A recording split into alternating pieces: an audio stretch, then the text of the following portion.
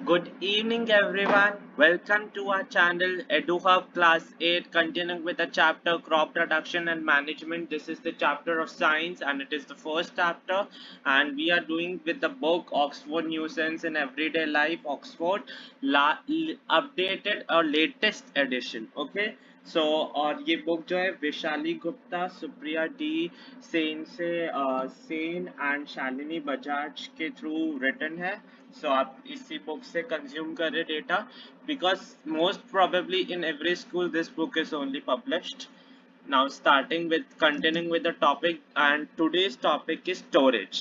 ठीक है. अब क्या हुआ, हमने हार्वेस्टिंग कर ली, हमने जो भी क्रॉप्स थे उनको कटेड डाउन कर लिया, हमने अपरूटेड कर लिया, उसमें से हमने थ्रेशिंग कर ली, हमने उसके बाद हमने बीज, हमने जो सीड्स है और जो भी बाकी का कचरा है उन सबको अलग कर लिया. अब इतने सारे ग्रेन्स को स्टोर भी तो करना पड़ेगा, एक साथ तो सारा बिक नहीं जाएगा, एक साथ तो सारा सेल आउट नहीं होगा, हमें स्टोर भी करना पड़ेगा. So that is the process storage. ठीक है. If the harvested grains are to be kept for a longer time, अगर इनको बहुत लॉन्ग टाइम के लिए, 4-5 दिन is also longer time. Okay. अगर आप 4-5 दिन क्रॉप्स बाहर रखोगे, बहुत सारे सीड्स बाहर रखोगे, ग्रेन्स बाहर रखोगे, ऑल विल बी ruined. सारे पे बहुत सारे अलग अलग टाइप के माइक्रो ऑर्गेनिजम्स, बहुत सारे सब इफेक्ट करते हैं. ठीक है. सो लॉन्गर टाइम के लिए अगर अपन को, अगर ग्रेन्स को सेफ रखना है या फिर अपने पास रखना है, they should be safe from moisture, insects, rats and micro organisms. तो इनको किस किस से सेफ रखना पड़ेगा, किस किस से बचा के रखना पड़ेगा? Moisture, insects, rats and microorganisms. ठीक है. If freshly harvested grains, seeds are stored without drying. ठीक है. अगर हम क्या होता है जब हम थ्रेशिंग करते हैं, जब हम इनको अलग करते हैं तो बहुत ज़्यादा मॉइस्चर आ जाता है. तो मॉइस्चर को पहले अपन को रिमूव करना पड़ता है. मॉइस्चर मतलब नमी, गीलापन. ठीक है. जो ये नमी है, जो ये पानी जैसा हो जाता है, उन सबको पहले अपन को पूरा ड्राई करनी पड़ती है सीड्स को.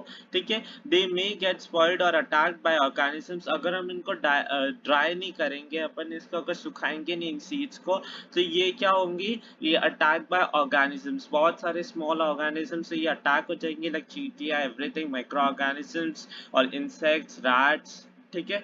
इन सब से अटैक होके ये डिस्ट्रॉय हो जाएगी, पूरी खराब हो जाएगी. तो अपनी इतने महीनों की जो मेहनत है, दैट ऑल विल ruined. ठीक है.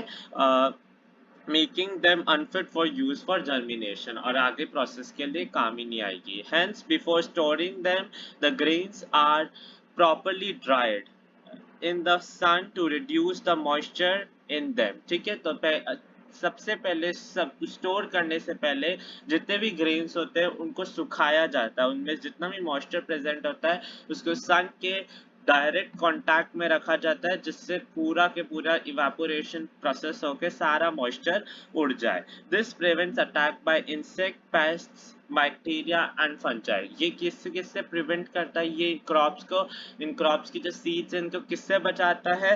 पेस्ट, बैक्टीरिया, फंजाई, इंसेक्ट्स, इन सब से बचा लेता है. So it is a very good point ना. So however large scale storage of grain is done in silos. Silos की बुक जो ड्राइंग है वो आपके बुक में दी हुई है. So please open your book first. आप जो है बुक के साथ ही रहिए हमेशा. So on page number 19 at bottom, figure 1.6 जो है वो यही बता रहा है, storage of grains in silos. ठीक है. ये जो ग्रेन्स है सिलोस के अंदर स्टोर्ड है. ऐसे बहुत बड़े बड़े जो सिलोस बनाते हैं जिसके अंदर ग्रेन्स को स्टोर किया जाता है. ठीक है.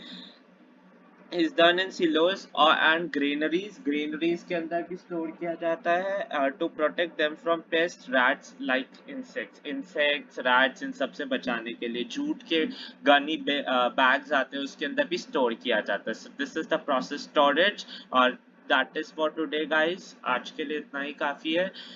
Just a small topic we have done, storage. आपकी बुक में भी बहुत ही small topic है. जब तक के लिए do like, share, comment in the comment box and please subscribe to our channel. Thank you.